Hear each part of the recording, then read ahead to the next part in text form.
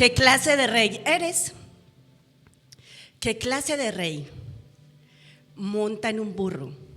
Un burro que podría ser prestado o podría ser secuestrado. ¿Qué tipo de rey construye un castillo con una puerta abierta de par en par para que entren los niños, pero el agujero de grande del ojo de una aguja para que pase el rico? ¿Qué clase de rey puede sentarse a la mesa con sus súbditos y someterse a ellos y lavarles los pies? ¿Qué clase de rey puede llevar su propia cruz y puede servir a su asesino y ayudar a su propia ejecución?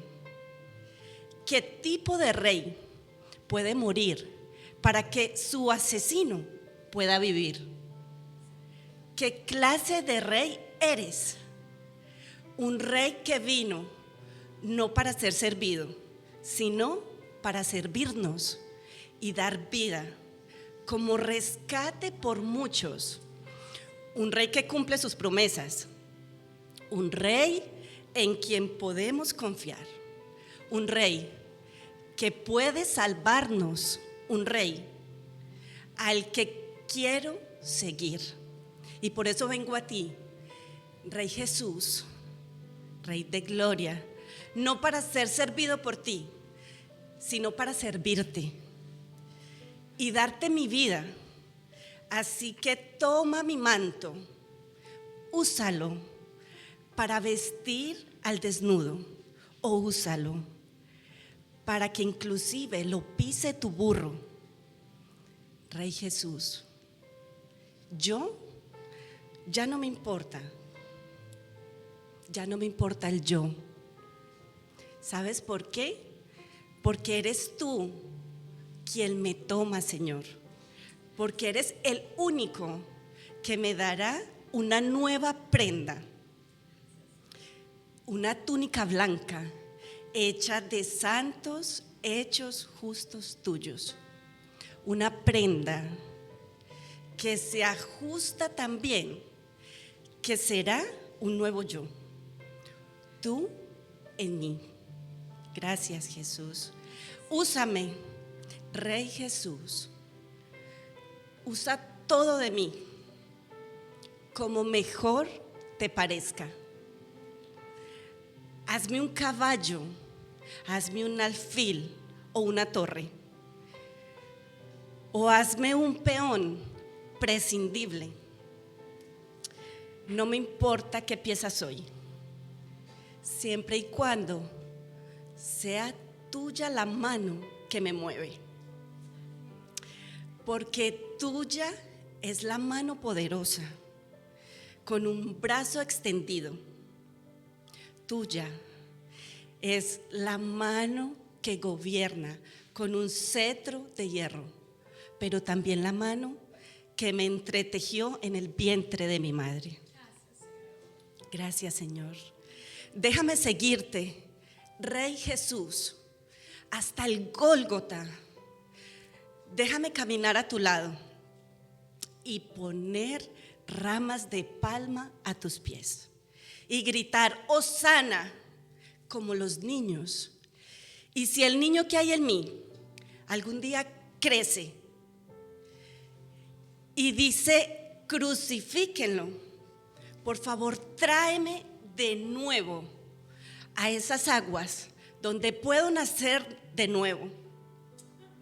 Y a lo largo de este camino tortuoso y áspero camino, sea mi canto para ti, Hosana, bendito el que viene en nombre del Señor, Hosana en las alturas.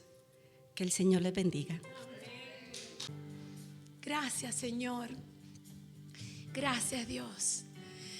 Entregamos este tiempo de adoración a través de tu palabra, Señor. Queremos escucharla y no solamente escucharla, sino ser obedientes. Bendice a nuestro pastor, ayúdalo, Señor. En el nombre poderoso de Jesús te lo rogamos. Rey de reyes y Señor de señores. Amén y amén. Gloria a Dios, hermanos, pueden sentarse. Hosana en las alturas. Eso es lo que se le compartió al Señor el día que Él llegó a Jerusalén. Bueno, entramos en lo que se ha llamado la Semana Mayor, la Semana Santa. En una semana transcurrieron una serie de hechos que nos dan la libertad en Cristo, que nos dan el ser verdaderamente libres. Y hoy quiero compartir con ustedes lo que se ha dado por llamar la entrada triunfal. El domingo de Ramos se le dice también porque ese día se dieron palmas al Señor Jesucristo. Él vino a cumplir una misión. Mira lo que dice acá en Hechos 2:36. Sepa pues con certidumbre toda la casa de Israel que a este mismo Jesús, a quienes ustedes crucificaron, Dios le ha hecho Señor y Cristo. Él vino a restablecer la comunión con Dios que se había perdido. Él vino a cumplir con la misión de ser el Redentor del mundo. Marcos 10:45 nos dice que porque el Hijo del Hombre tampoco vino para ser servido, sino para servir y para dar su vida en rescate por muchos. Aproximadamente 3 años pasó el Señor con sus discípulos, enseñándolos, preparándoles para este momento cuando Él ya iba a partir de regreso a los lugares celestiales. Fue obediente a su Padre, cumplió a cabalidad la misión que el Padre le había encomendado. Tentado en todo. Fue tentado por Satanás, fue tentado por los escribas, fue tentado por los fariseos, pero nunca falló, nunca cayó. Sanó enfermos, hizo milagros. Todo eso con el objetivo de llegar al momento que estamos llegando. Ahora está llegando a Jerusalén, donde Él va a ser golpeado, ofendido, maltratado, crucificado, pero va a resucitar al tercer día, como nos lo dice Marcos 10:33 y 34. Dice: he aquí, subimos a Jerusalén, y el Hijo del Hombre será entregado a los principales sacerdotes y a los escribas. Lo condenarán a muerte y lo entregarán a los gentiles. Se burlarán de él, lo escupirán, lo azotarán y lo matarán, y después de 3 días resucitará. Entonces, ¿qué aprendemos nosotros de Jesús? Nosotros como sus seguidores, como aquellos que le hemos recibido como Señor y como Salvador, ¿qué aprendemos nosotros de Él en este pasaje que nos habla de su llegada a Jerusalén, la entrada triunfal en Jerusalén? Así que vamos a buscar en el Evangelio de Mateo, según Mateo, capítulo 21, vamos a estar en los versículos 1 hasta el versículo 11, titulado el mensaje, el principio del fin. El principio de la misión, para cumplir la misión que el Señor vino a cumplir. Gracias te doy, Señor, en esta mañana, por darme la oportunidad de ser el predicador de tu palabra. Úsala, Padre amado, como solamente tú lo puedes hacer. Te pido que me ayudes en esta mañana, Señor, por este problema con la garganta, que pueda terminar el mensaje. Y gracias por mis hermanos, por estar presentes y los que nos miran a través del internet. Que entendamos qué podemos aprender de nuestro Señor Jesucristo en este momento crucial en su vida, cuando viene a cumplir la misión de rescatar al mundo para la honra y gloria de Dios. En Cristo Jesús oramos y damos las gracias. Amén y amén. Lo primero, la primera enseñanza que nosotros tenemos es ser obedientes. Ser obedientes.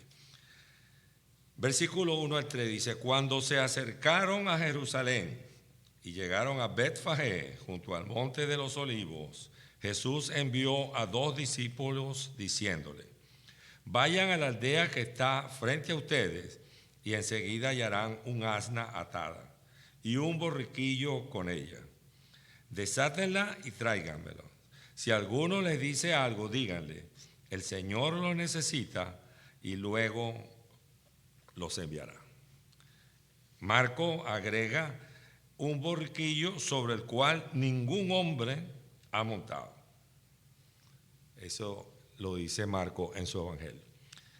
En muchas oportunidades hemos hablado acerca de, vamos a utilizar una palabra como las incongruencias de Jesús. Como Él da órdenes que a nosotros nos parecerían ilógicas. Yo recuerdo el caso de Felipe, el evangelista. Felipe estaba en una ciudad teniendo éxito, muchas personas se estaban entregando al Señor, estaban recibiendo al Señor como Salvador, y de pronto el Señor le dijo: mira, vete al desierto, vete a una ciudad al desierto.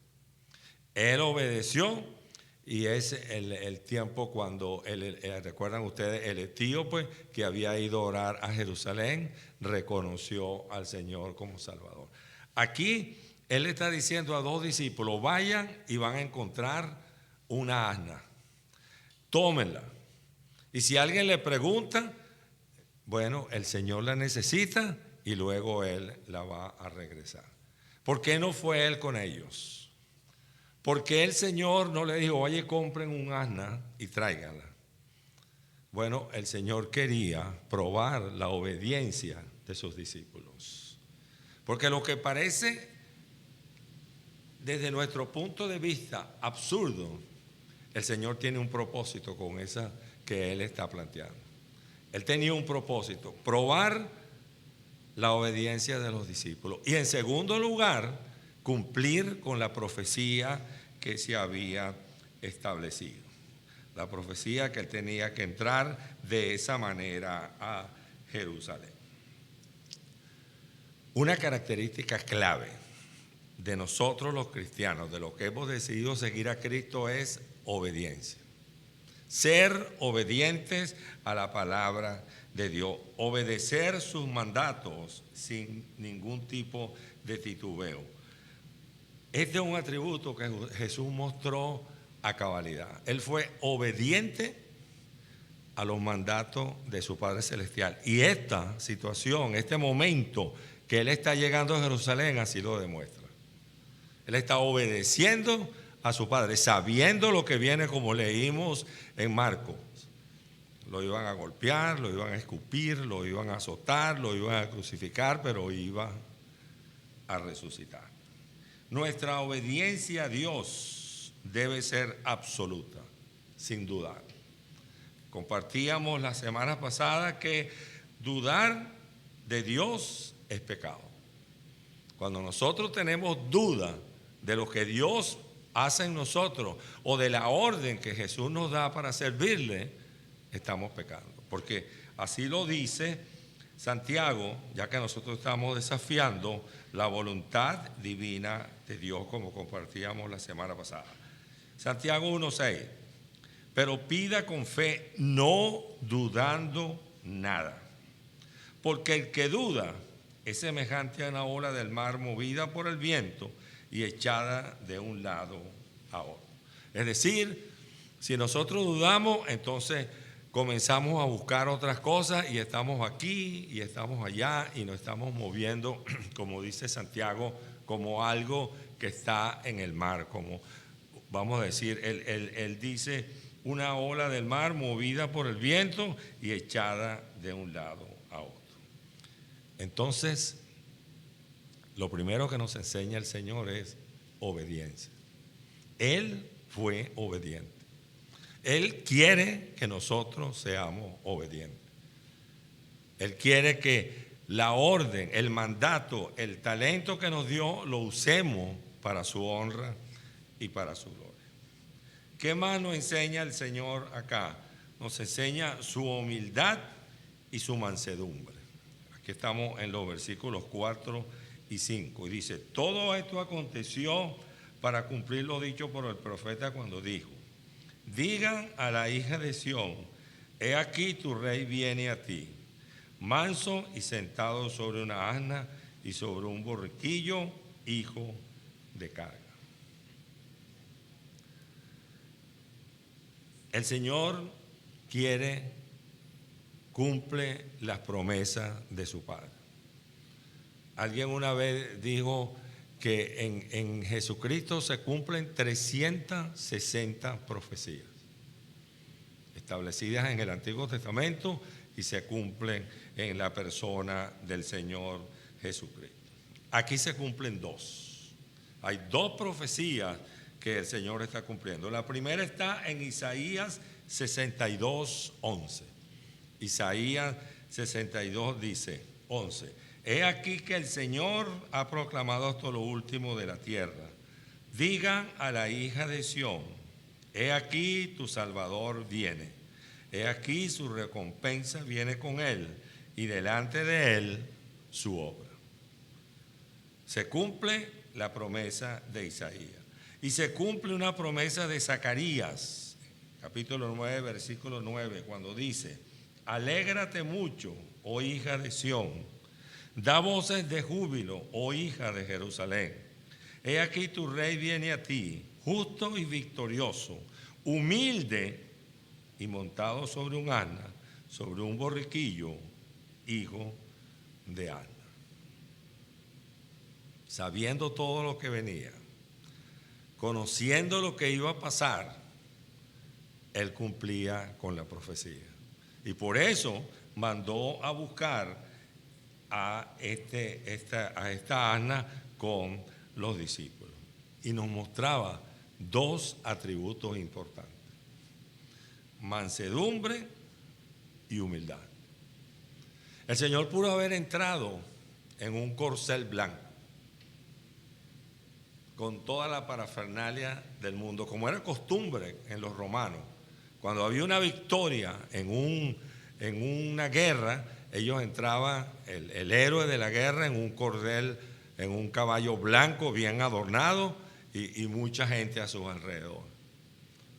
El Rey de Reyes, el Señor de Señores, el vencedor de todo, él entró en una asna, montado en un asna, para mostrar su mansedumbre y para mostrar su humildad. Para él era más importante mostrar lo que él era que querer tener honra y gloria por mostrar cosas que no eran importantes.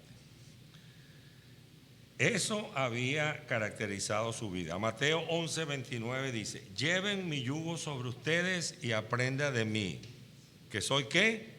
Manso y humilde de corazón, y hallarán descanso para su obra. ¿Cuánto nos cuesta ser mansos y humildes?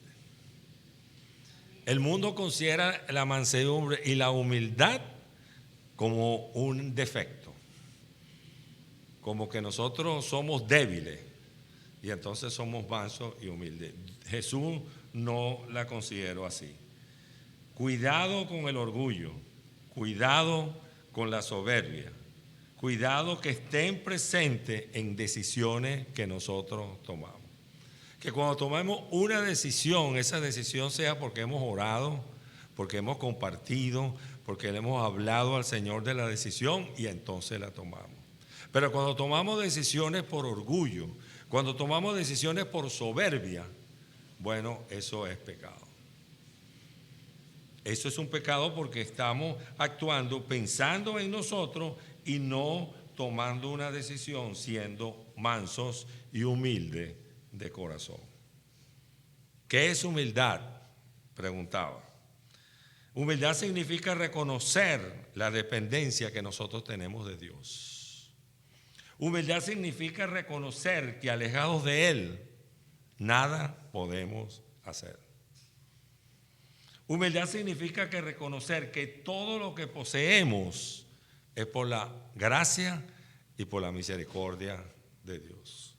Humildad significa que nosotros debemos vivir como Cristo y vivir para Cristo. Eso es lo que significa humildad.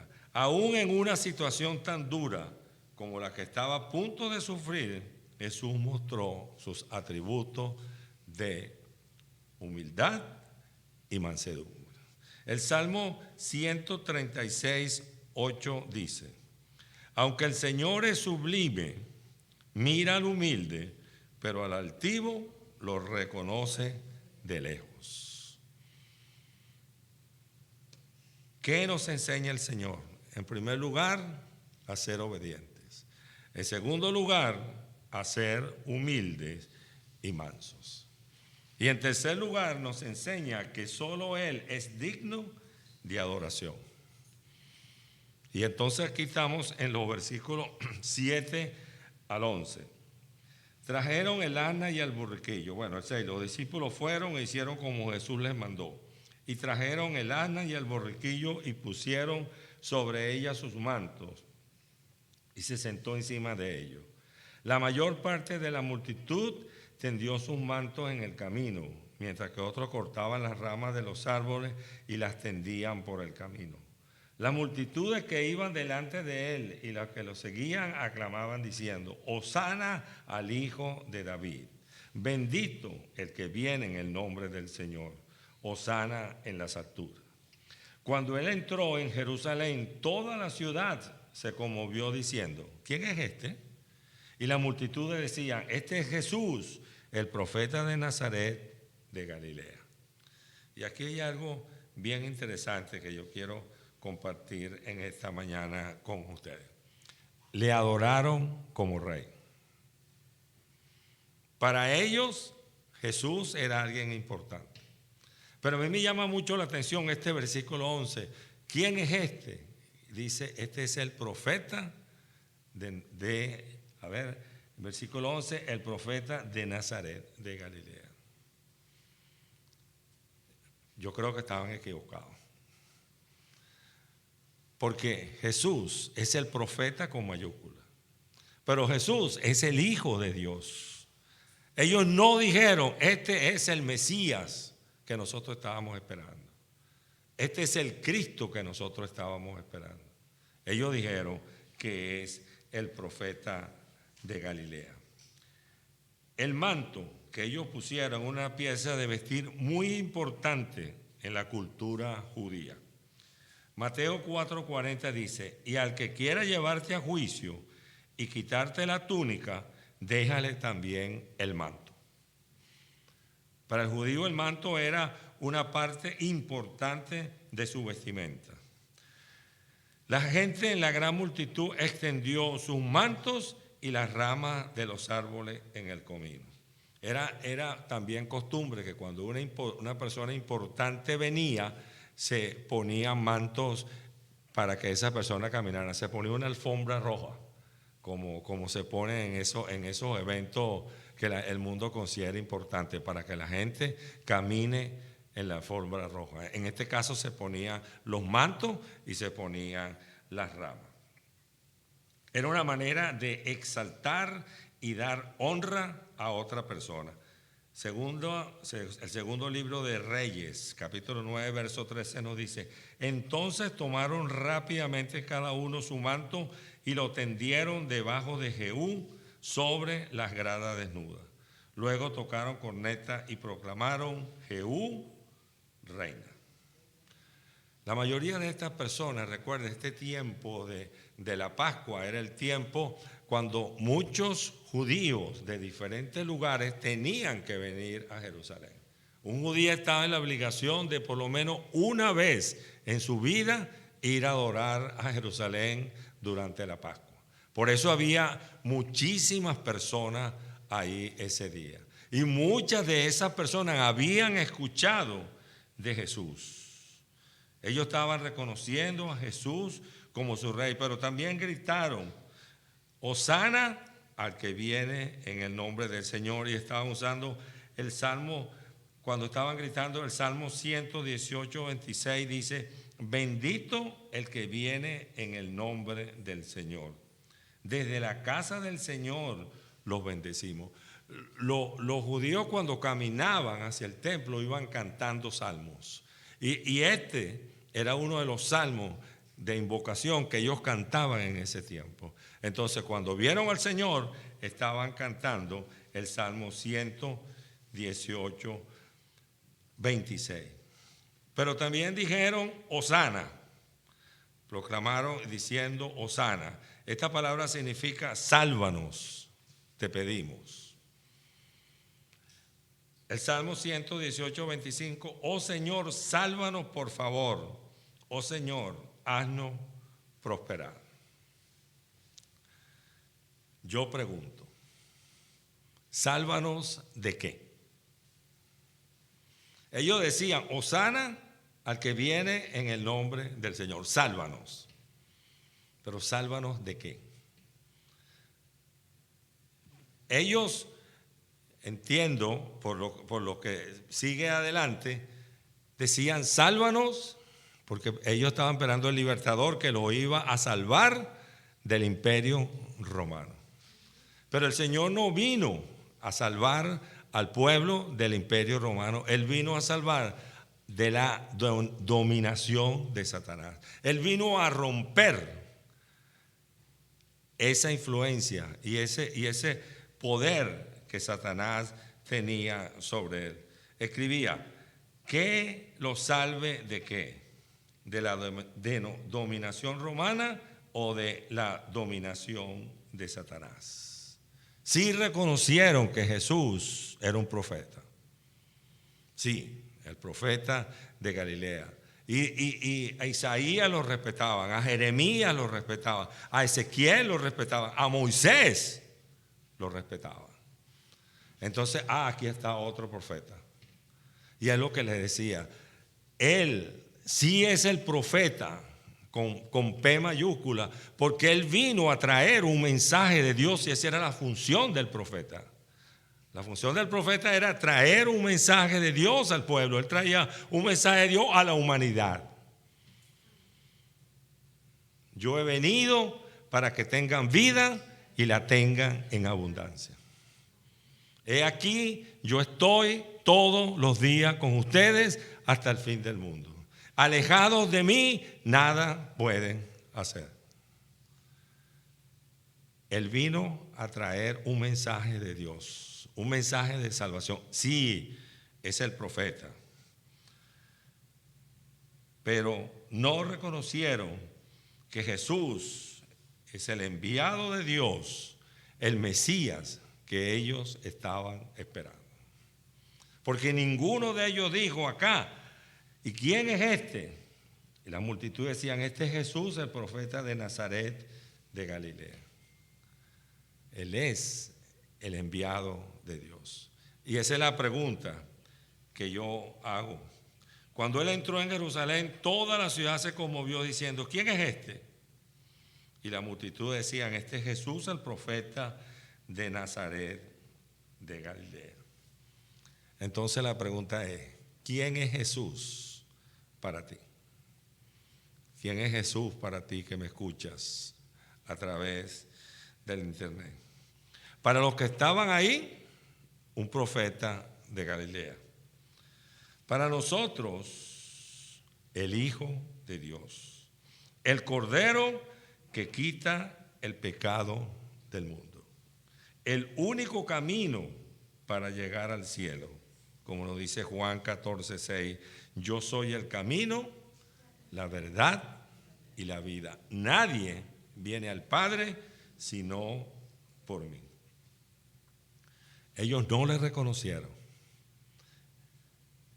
Siguieron esperando el Mesías y siguen esperando el Mesías, pero ya el Mesías vino.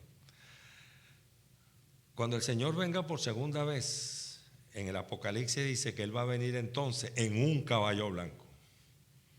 Ahí no dice que va a venir montado en un asna para mostrar su humildad. Ahora va a venir como el juez. Y ahora va a venir en un caballo blanco.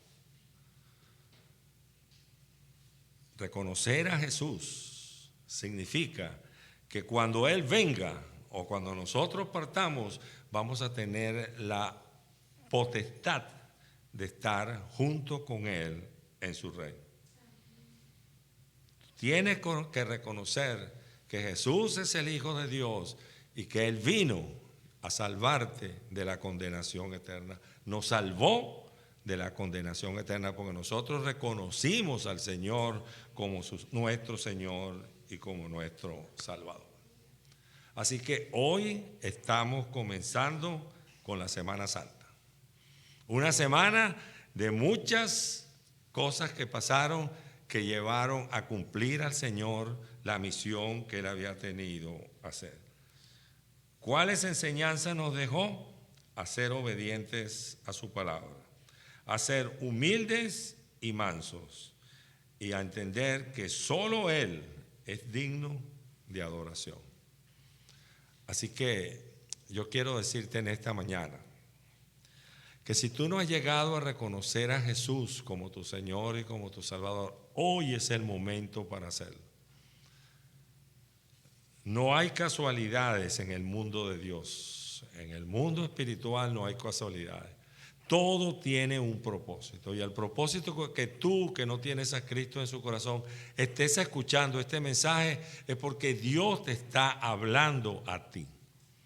Y te está diciendo, yo quiero que me reciba como el Señor y el Salvador de tu vida. Que reconozca que tú has vivido alejado de Dios, dándole la espalda a Dios. Que reconozca que no hay nada que tú puedas hacer para tener comunión con Él. Y entonces Dios envía a Jesús, su Hijo, a cumplir la misión de reconciliar al mundo con Él, con su sacrificio y con su resurrección. Pero esa es una decisión personal. Esa es una decisión que tú tienes que tomar. Y decir, Señor, reconozco que he vivido una vida alejada de ti. Reconozco que no hay nada que yo pueda hacer para volver a tener comunión contigo. Reconozco que Jesús es tu Hijo y que Él vino a morir en la cruz y resucitar para el perdón de mis pecados. Y en este momento te recibo como el Señor y el Salvador de mi vida. En Cristo Jesús, amén y amén. Si has hecho esa oración, ahora eres parte del reino de Dios, eres parte de la familia de Dios. Señor, gracias en esta mañana por tu palabra. Gracias por cumplir a cabalidad totalmente el plan de salvación que Dios Padre puso para que nosotros podamos tener comunión con Él. Gracias por tu obediencia. Gracias por tu humildad y por tu mansedumbre. Gracias por darnos a entender que tú eres el único merecedor de nuestra adoración. Que solamente nosotros debemos adorar y exaltar tu santo nombre. Y en esta mañana, Señor, te damos las gracias. Gracias porque todo lo que sucedió nos lleva a la salvación de nuestra alma. Ese era el propósito y es el propósito de Dios, de que nosotros ahora podamos tener comunión contigo a través de los méritos de nuestro Señor Jesucristo. Bendice nuestra iglesia, Señor. Bendice a los que están enfermos, a los que no pudieron venir en esta mañana también. Alcánzalos con tu misericordia. Te lo pido, Padre, en el nombre de Jesús. Amén y amén. Dios les bendiga, mis hermanos.